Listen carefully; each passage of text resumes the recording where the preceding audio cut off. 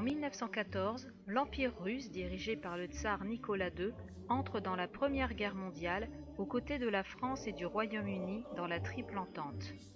Mais très vite, la nourriture est réquisitionnée pour les soldats et la population russe souffre de famine.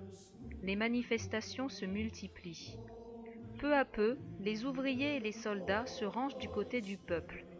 En février 1917, une première révolution naît à Saint-Pétersbourg. Le régime du tsar est renversé. La Russie n'est plus un empire.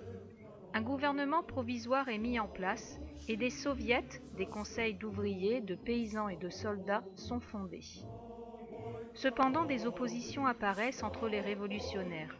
Certains veulent donner tout le pouvoir aux soviets. C'est le cas de Vladimir Ilitch Ulyanov, dit Lénine, qui veut imposer ses idées politiques du parti bolchevique qu'il a créé. En octobre 1917, Lénine provoque une deuxième révolution pour prendre le pouvoir. La Russie devient un pays communiste. Toute propriété privée est abolie.